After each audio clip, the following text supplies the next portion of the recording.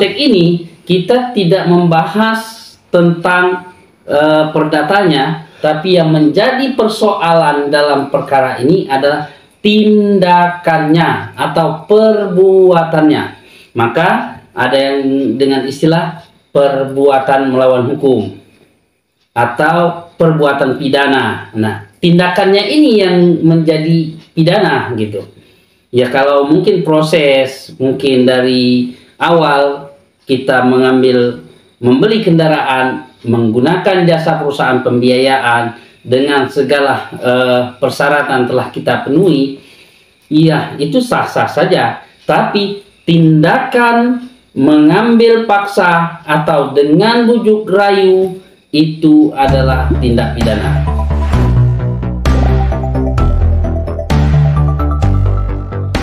Assalamualaikum warahmatullahi wabarakatuh. Berjumpa kembali bersama saya Advokat Dian Burlian di channel Literatur Hukum, channel referensi hukum bagi masyarakat Indonesia. Baiklah, dalam kesempatan kali ini kita akan membahas terkait dengan pertanyaan sahabat saya, juga seorang pengacara, terkait dengan tindakan perampasan atau pengambilan paksa atau eksekusi jaminan fidusia yang tidak prosedural. Nah, apakah tindakan ini suatu tindak pidana atau tidak? Namun sebelum kita membahas pertanyaan ini lebih dalam, ada baiknya sahabat literatur hukum sekalian dukung channel ini dengan cara subscribe, like, komen, and share video-video dari literatur hukum. Dan ingat, aktifkan lonceng notifikasinya agar sahabat literatur hukum sekalian tidak ketinggalan info-info menarik dan video terbaru dari literatur hukum.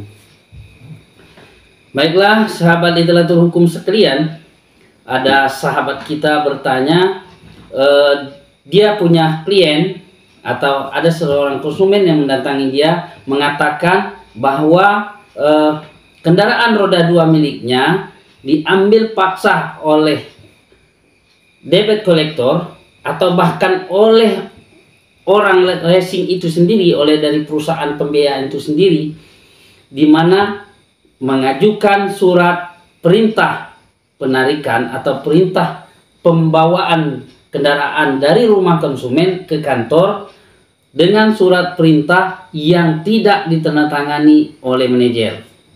Apakah itu suatu tindak pidana atau bukan? Nah, sahabat literatur hukum sekalian, termasuk sahabat saya yang tercinta, bahwa itu adalah pidana. Bisa jadi perampasan, bisa jadi 365 ayat 3 dan 4. Tergantung nanti dari hasil penyidikannya. Bagaimana Pak Dian? Karena itu adalah menyangkut keperdataan. Karena kalau kita tidak menunggak, tidak mungkin diambil. Nah, dalam konteks ini kita tidak membahas tentang perdatanya, tapi yang menjadi persoalan dalam perkara ini adalah tindakannya atau perbuatannya. Maka ada yang dengan istilah perbuatan melawan hukum atau perbuatan pidana. Nah, tindakannya ini yang menjadi pidana gitu. Ya, kalau mungkin proses, mungkin dari awal kita membeli kendaraan, menggunakan jasa perusahaan pembiayaan dengan segala persyaratan telah kita penuhi, iya itu sah-sah saja. Tapi tindakan mengambil paksa atau dengan bujuk rayu itu adalah tindak pidana. Kalau dia dengan bujuk rayu dan tipu muslihat, maka dia akan masuk kepada ranah penipuan 378 KUHP. Jadi sahabat literatur hukum sekalian, beberapa video yang sebelumnya sebenarnya sudah saya jelaskan juga.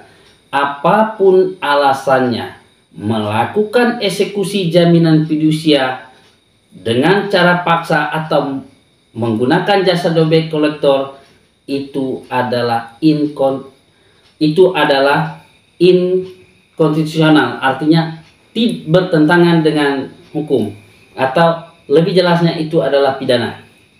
Jadi saya himbaukan juga kepada sahabat kolektor, ya sahabat-sahabat saya juga, namanya kita sebagai penasihat hukum, ya kadang ada kolektor-kolektor juga minta pendapat sama kita, ada juga konsumen-konsumen yang minta pendapat dengan kita. Artinya bagi sahabat-sahabat kolektor, bukan tidak boleh ya Anda berprofesi sebagai debit kolektor, tetapi lakukanlah pekerjaan itu dengan baik dan benar sesuai dengan prosedural. Artinya bukan berarti kolektor itu tidak bisa menerima atau mengambil kendaraan yang notabene adalah bermasalah dengan kredit atau kredit macet. Boleh dengan persyaratan bahwa klien itu menyerahkan secara sukarela, tidak ada tindakan, tidak ada bujuk rayu. Jadi dengan kesadarannya dia menyerahkan unit kepada kolektor, sah-sah saja, dan itu diperbolehkan dengan persyaratan memang kesadaran dari diri si konsumen itu sendiri. Jadi artinya tugasnya kolektor hanyalah memberikan pencerahan, memberikan pandangan, mengingatkan kalau kira-kira memang tidak bisa dilanjutkan lagi sesuai dengan janji-janji atau sesuai dengan kontrak, maka sebaiknya konsumen diminta atau diberikan pencerahan untuk menyerahkan secara sukarela. Buat berita acara, ditandatangani dan disaksikan oleh RT setempat. Saya rasa itu tidak ada masalah bagi sahabat-sahabat kolektor ya. Silakan Anda melakukan profesi Anda dengan baik dan benar dan tidak bertentangan dengan undang-undang, ya sah-sah saja. Tapi apabila Anda melakukan bujuk rayu, apalagi dengan tipu muslihat, ya otomatis itu adalah perbuatan pidana. Apalagi dengan tindakan kekerasan ya, atau ancaman kekerasan. Nah, perlu Anda ketahui juga, meninggalkan konsumen di jalan itu juga suatu kekerasan.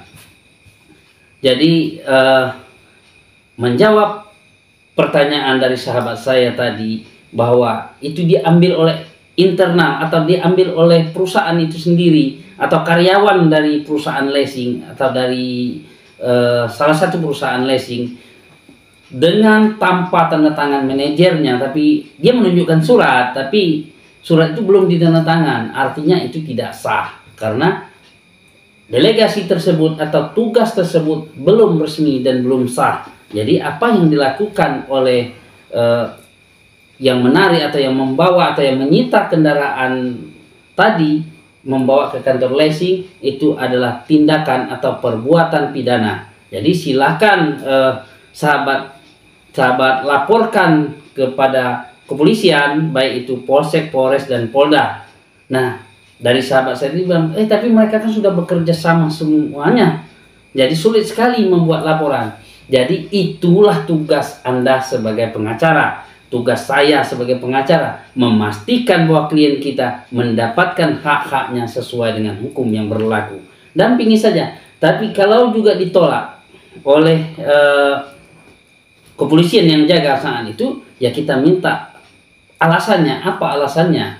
Nah, dengan alasan tersebut kita bisa melakukan melaporkan petugas tersebut kepada Propam, ya mungkin kalau dia di Polsek, Propam Polres, mungkin dia di Polres, Propam Polda, atau minimal kalau dia di Polres bisa juga kita laporkan di Propam Polresnya. Kalau dia di Polda juga bisa, apalagi dia di Polres dilaporkan di Propam Polda, ya tentu lebih bisa. Jadi kalau polisi tidak mau menerima laporan kita, ya kita laporkan saja ke Propam dan minta alasan kenapa dia tidak menerima laporan kita. Kalau dia minta dumas, ya silakan buat aja dumas, nggak apa-apa. Artinya laporan pengaduan, bukan LP langsung. Karena kalau LP langsung ada akibat hukumnya, baik bagi terlapor maupun bagi pelapor. Nah, tapi kalau dia dumas laporan pengaduan terlebih dahulu, otomatis tidak ada resiko. Pemanggilannya juga bisa klarifikasi, bisa undangan. Tapi kalau sudah bahasanya pemanggilan, tentu ada akibat hukum bagi orang yang dipanggil. Otomatis itu bertentangan. Jadi kesimpulannya, saya review kembali ya, apa yang dilakukan oleh salah satu perusahaan leasing, karyawannya ataupun manajernya terhadap konsumen tadi adalah suatu tindak pidana, bisa dilaporkan. Ya, jadi silahkan dilaporkan kepada polisi terdekat sesuai dengan wilayah hukum di mana klien sahabat saya berada. Jadi akhir kata, itulah yang dapat saya cerahkan. Kalau nanti masih kurang penjelasan saya, silakan tulis di kolom komentar di bawah ini secara detail apa pertanyaan Anda. Insya Allah akan saya jawab. Kalau ada kritik, saran, silakan ditulis juga di kolom komentar. Kalau dia kritik akan kita pertimbangkan, kalau dia saran dan pendapat akan kita ikuti. Jadi kepada senior-senior juga ya, mungkin lebih dalam pengalamannya ya, saya harap juga segur sampahnya terhadap channel kita ini agar terus berkembang, memberi edukasi, memberi referensi hukum bagi masyarakat Indonesia. Akhir kata, wabillahi taufiq wal hidayah. Wassalamualaikum warahmatullahi wabarakatuh.